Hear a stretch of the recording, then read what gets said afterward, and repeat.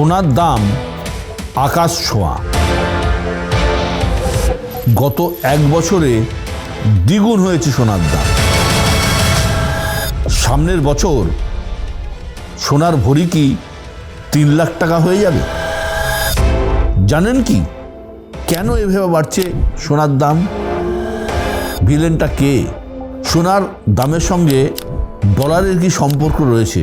সোনার দাম কি আর কোনো দিনও কমবে? সবার আগে প্রথম খনি থেকে সোনা তুলতে শুরু করে মিশর। এখন সব থেকে বেশি সোনা কোন দেশের কাছে আছে? বেশি দিন নয়, বছর খানেক আগেকার কথা, 2025 সালের জানুয়ারি মাস। যে সোনা দিয়ে গহনা তৈরি হয় সেই সোনার দাম ছিল প্রতি 10 গ্রাম 75,000 টাকা, আর সোনার ভরি হচ্ছে ওই 11 গ্রামের আশপাশে 80,000 টাকা। সেটা ছিল 2025 জানুয়ারি মাস। আজকে সেই সোনার দাম 1,70,000 টাকার বেশি। কয়েকদিন আগে 80 ছুঁয়েছিল, একটু কমেছে। একদম পরিষ্কার হিসেবে সোনার দাম ডবল হয়ে গেছে, দ্বিগুণ হয়ে গেছে। কিন্তু কেন এভাবে বাড়ছে সোনার দাম? অর্থনীতির নিয়ম অনুযায়ী কোনো কিছুর দাম যখন বাড়ে তখন তার চাহিদা বাড়ে, আর যোগান সেইভাবে বাড়ে না। সেই নিয়ম অনুযায়ী সোনার চাহিদা বেড়েছে, কিন্তু যোগান ততটা বাড়েনি। তাই সোনার দাম এভাবে প্রতিদিন বেড়েই চলেছে। এখন প্রশ্নটা যেটা হলো, সেটা সোনার চাহিদা কেন বাড়লো হঠাৎ করে? আজকাল তো লোকজন সোনার গহনা পরা ছেড়েই দিয়েছে। আপনি দেখতে পাবেন না খুব একটা, বিয়ে বাড়ি দু একটা ছাড়া। এই প্রজন্ম তো সোনা পরেই না, তারা জাঙ্ক জুয়েলারি পছন্দ করে। তাহলে এত সোনা কিনছে কে? এই প্রশ্নের উত্তরেই কিন্তু লুকিয়ে রয়েছে আসল গল্প। ছোটবেলায় মা, ঠাকুমা, দিদিমা, বয়স্কদের কাছে এটা শুনে আমরা বড় হয়েছি, সোনা হলো দুঃসময়ের সম্পদ। সোনা কিনে রাখতে হবে, একটু টাকা হলো তো সোনা কিনে রাখো, বিপদে আপদে এই সোনাই কাজে লাগবে। অর্থনীতিটাও এই মা ঠাকুমাদের নিয়মেই চলে। শুধু ভারতবর্ষ নয়, সব দেশের অর্থনীতি। বিষয়টা ভালো করে বোঝাচ্ছি। প্রতিটা দেশে একটা করে কেন্দ্রীয় ব্যাংক আছে। আমাদের দেশে সেই কেন্দ্রীয় ব্যাংকের নাম হচ্ছে reserve bank of India. Reserve ব্যাংকের কাজটা কি? রিজার্ভ ব্যাংকে কিন্তু অ্যাকাউন্ট খোলা যায় না, রিজার্ভ ব্যাংকে কিন্তু ডে টু ডে লেনদেন হয় না। রিজার্ভ ব্যাংকের কাজ হচ্ছে গোটা দেশের অর্থনীতিটাকে নিয়ন্ত্রণ করা বা কন্ট্রোল করা। দেশে কত নোট ছাপা হবে, কত টাকার নোট ছাপা হবে, কতগুলো নোট ছাপা হবে, এগুলো সব ঠিক করে রিজার্ভ ব্যাংক। মুদ্রাস্ফীতি কীভাবে নিয়ন্ত্রণ করা হবে, সুদের হার কখন বাড়াতে হবে, কখন কমাতে হবে, এই সমস্ত সিদ্ধান্ত রিজার্ভ ব্যাংক নেয়। রিজার্ভ ব্যাংকের আসল কাজটা হলো গোটা দেশের অর্থনীতির ভারসাম্য রক্ষা করা, অর্থাৎ চাহিদা এবং যোগানের মধ্যে একটা সমতা বজায় রাখা। বাইরের দুনিয়ায় যাই হোক না কেন, দেশের অর্থনীতি যাতে ভেঙে না পড়ে সেদিকে লক্ষ্য রাখাই আমাদের রিজার্ভ ব্যাংকের কাজ। রিজার্ভ ব্যাংক যেন চাইলেই কোটি কোটি টাকার নোট ছাপিয়ে দিল তা কিন্তু নয়। আমাদের নোটও ছাপাতে হয় হিসাব করে, তা না হলে টাকার দামও কমে যাবে। এখন সংসার যে চালায় তাকে তো এমার্জেন্সি ফান্ডের ব্যবস্থা রাখতে হয়। একটা সংসারের ক্ষেত্রে মা ঠাকুমারা নানা রকমভাবে টাকা পয়সা লুকিয়ে রেখে দিতেন। রিজার্ভ ব্যাংকও ঠিক তেমনিভাবে যদি ক্রাইসিস আসে, যদি মন্দা আসে, সেক্ষেত্রে রিজার্ভ ব্যাংক তার সঞ্চয় রেখে দেয় তাদের লুকোনো ভাণ্ডারে। এই কারণে আমরা সবাই যেভাবে ইনভেস্ট করি কোথাও এলআইসিতে করি, কোথাও শেয়ার মার্কেটে করি, কেউ এসআইপি করেন, কেউ ফিক্সড ডিপোজিট করেন, তেমনি রিজার্ভ ব্যাঙ্কও কিন্তু ইনভেস্ট করে। রিজার্ভ ব্যাঙ্ক কী করে? রিজার্ভ ব্যাঙ্ক বন্ড কেনে, বিদেশি মুদ্রায় বিনিয়োগ করে, আর সবথেকে ইম্পর্টেন্ট কাজ যেটা করে রিজার্ভ ব্যাঙ্ক সেটা হচ্ছে সোনা কিনে রাখে। আমরা বা আপনি বা সাধারণ মানুষের মতো 2 ভরি 5 ভরি 10 ভরি তা নয়, রিজার্ভ ব্যাঙ্ক টন টন সোনা কিনে রাখে। এবং এই কোনো দেশের সোনার ভাণ্ডার কতটা মজবুত বা কতটা মজুত তার উপর কিন্তু সেই দেশের অর্থনীতি অনেকটাই নির্ভর করে। ভারতের মতো প্রতিটি দেশে এরকম রিজার্ভ ব্যাঙ্কের মতো কেন্দ্রীয় ব্যাঙ্ক আছে যারা অর্থনীতিকে নিয়ন্ত্রণ করে। স্থিতাবস্থার জন্য এই ব্যাঙ্কগুলো ডলারে ইনভেস্ট করতে পছন্দ করে, তার কারণ ইনভেস্টমেন্ট হিসেবে ডলার পৃথিবীর সবথেকে দামি কারেন্সি, অন্যতম দামি কারেন্সি এবং ভালো বিকল্প। কিন্তু যবে থেকে ডোনাল্ড ট্রাম্প আমেরিকার প্রেসিডেন্টের কুর্সিতে বসলেন, তবে থেকে তিনি না নিজে শান্তিতে আছেন, না তিনি কাউকে শান্তিতে থাকতে দিচ্ছেন। তিনি এই কারোর ওপর 50% শুল্ক বসাচ্ছেন, কারোর ওপর 100% বসাচ্ছেন, কারোর ওপর 25% বসাচ্ছেন। আজকে ভেনেজুয়েলার প্রেসিডেন্টকে তুলে আনছেন, কালকে গ্রিনল্যান্ড দখলের হুমকি দিচ্ছেন। হয় আপনি ট্রাম্পের কথা শুনুন, না হলে ট্রাম্প আপনার উপর শুল্ক চাপিয়ে দেবেন। রাজনীতি, কূটনীতি, অর্থনীতি সবটাই মোটামুটি ট্রাম্প ঘেঁটে দিয়েছেন। কখনো মনে হচ্ছে ট্রাম্প ইরানের সাথে যুদ্ধ করবেন, কখনো মনে হচ্ছে তিনি কানাডা দখল করবেন, কখনো মনে হচ্ছে কিউবাকে অ্যাটাক করবেন, আবার কখনো মনে হচ্ছে না আবার তিনি স্থিতাবস্থা চাইছেন। সত্যি ট্রাম্প কি চাইছেন তা বোঝা প্রত্যেকের অসাধ্য। এই রকম একটা পরিস্থিতিতে ডলারের ভবিষ্যৎ খারাপ জায়গায় গেছে। অন্যান্য বন্ড আপনি কিনে রাখবেন, কিন্তু বন্ডের দাম যে পড়ে যাবে না কেউ বলতে পারে না, সুতরাং বন্ডের ভবিষ্যৎও খারাপ। ব্যবসা বাণিজ্যেও স্টেবিলিটি নেই এই কারণে ট্রাম্পের এই শুল্ক নীতি।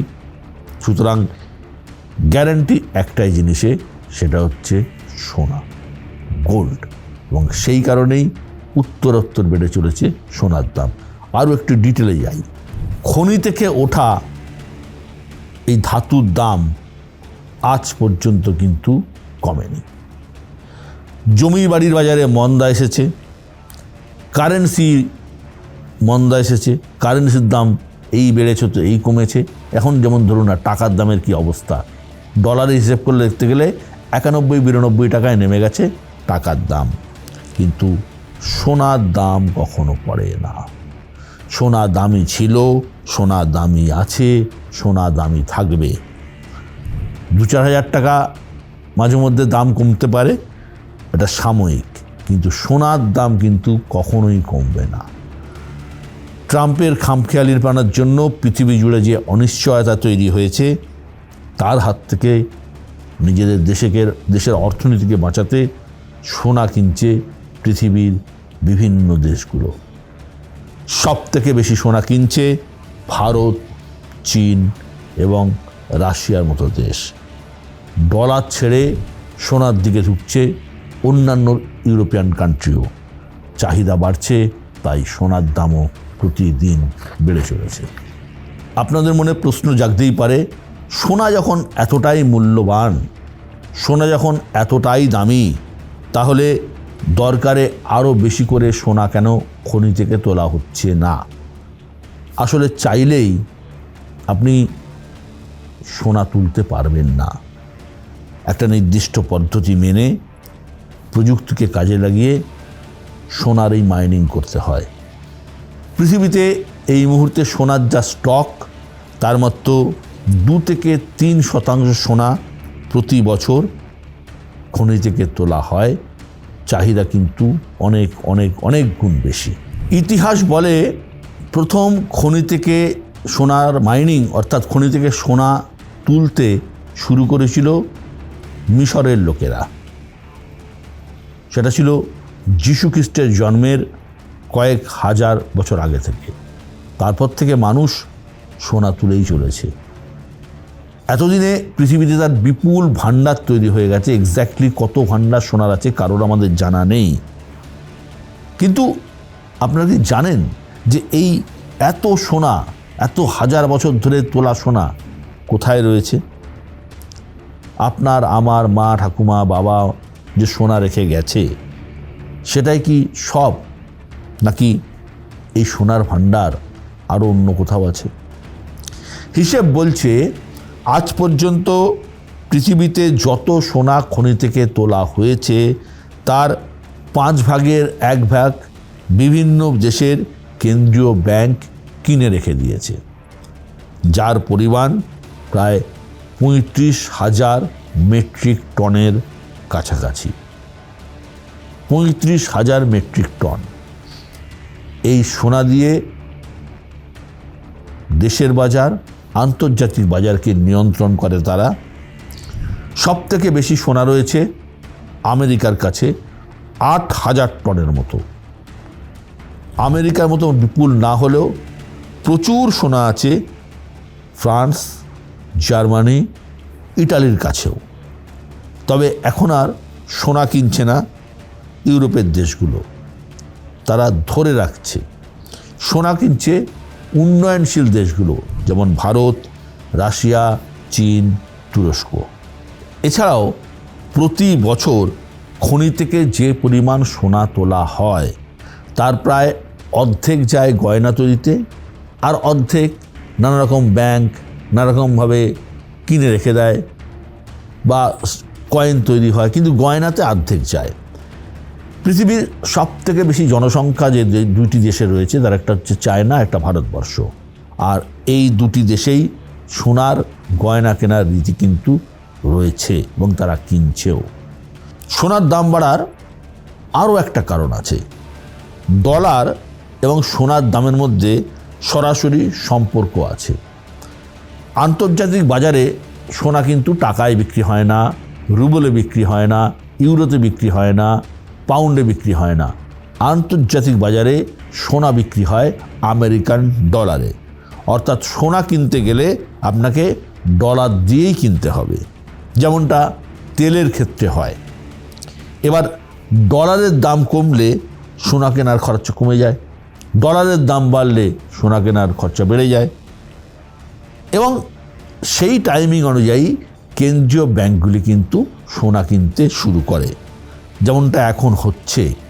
ট্রাম্পের কাণ্ডকারখানা আন্তর্জাতিক মার্কেটে ডলারের বাজার খারাপ করে দিয়েছে। সুতরাং জন্য সেই ডলার দিয়ে এখন বিভিন্ন দেশ তাদের সোনার ভাণ্ডার বেশি করে তুলে রাখছে, সোনা কিনছে। ফলে খুচরো বাজারে সোনার দাম বেড়ে যাচ্ছে। ডলারের দাম বাড়লে তখন সোনা কেনার খরচা বেড়ে যায়, তখন সোনার দাম কিন্তু কম থাকে, তখন সাধারণ মানুষ কিন্তু আবার সোনা কিনতে পারে। এখন সবথেকে যেটা বড় প্রশ্ন, 2025-এ সোনার দাম যেখানে ভরি ছিল 80,000 টাকা, এখন সেটা 1,70,000, 1,80,000 কাছাকাছি ভরি। আগামী বছর কি হবে? 2027-এ কী হবে? আগামী বছর কি 3 লাখ টাকা ভরি হয়ে যাবে? এর উত্তর হতে পারে, এবং হওয়ার চান্স সব থেকে বেশি। ট্রাম্প এখনও প্রায় 2-2.5 বছর ক্ষমতায় থাকবেন, এবং তিনি যদি এরকম নিত্য নতুন তার খামখেয়ালিপনা দিয়ে পৃথিবীকে অশান্ত করতে শুরু করে দেন, যদি এভাবে শুল্কের লড়াই প্রতিদিন চলতে থাকে এবং একটা দেশ আর একটা দেশের সঙ্গে প্রতিদিন স্নায়বিক যুদ্ধ চালিয়ে যেতে থাকে, তাহলে সোনা 3 লাখ কেন, আরও অনেক বেশি দাম হতে পারে। হয়তো কিছুদিনের জন্য দাম কমবে, কিন্তু আবার বাড়বে। ডোনাল্ড ট্রাম্প 2029 সাল অবধি মার্কিন প্রেসিডেন্টের পদে থাকবেন। ততদিন পর্যন্ত এই ছবি বদলানোর কোনো সম্ভাবনা কিন্তু আমার অন্তত মনে হচ্ছে না। তবে হ্যাঁ, এই পরিস্থিতি খানিকটা বদলাতে পারে যদি ট্রাম্প নিজেকে শুধরে নেন। যেমন ধরুন 30শে জানুয়ারি, কয়েকদিন আগে, ওই দিন আন্তর্জাতিক বাজারে সোনা এবং রূপোর দাম এক ধাক্কায় অনেকটাই কমে গেল। 1,80,000 টাকার থেকে সোনার দাম 1,70,000 চলে আসলো এবং রূপার দামও কেজি প্রতি প্রায় 30,000 টাকা কমে গেল। কারণ কি জানেন? কারণ হলো ডোনাল্ড ট্রাম্পের একটা সিদ্ধান্ত। আমেরিকার যে কেন্দ্রীয় ব্যাংক ফেডারেল রিজার্ভের জন্য নতুন চেয়ারম্যান বেছেছেন ট্রাম্প। জেরোম পাওয়েলের জায়গায় কেভিন ওয়ার্শ। অনেকেরই মনে হচ্ছে ওয়ার্শ এলে ফেডারেল ব্যাংকের অবস্থা আগের থেকে অনেক ভালো হবে, ডলারের হাল ভালো হবে। ট্রাম্পের সিদ্ধান্ত সামনে আসতেই সেই ডলারের ওপর আস্থা জানিয়েছে আন্তর্জাতিক বাজার, দাম কমেছে সোনার। সুতরাং বুঝতেই পাচ্ছেন যে ট্রাম্পের মেজাজ মর্জির উপর নির্ভর করছে আন্তর্জাতিক বাজারে সোনার দামের বাড়া এবং কমা। তবে হ্যাঁ, সোনার দাম যেখানে চলে গেছে সেখান থেকে সোনার দাম কিন্তু, যদি কেউ মনে করেন যে আবার সে 1 লাখ টাকার নিচে সোনার দাম চলে আসবে, তা কিন্তু কখনোই হবে না। কারণ সোনা এমন একটা জিনিস, যে জিনিসের দাম একবার বেড়ে গেছে সেই জিনিসের দাম কিন্তু কোনোভাবেই কমে না, সেই ট্রাম্প থাকুন আর না থাকুন।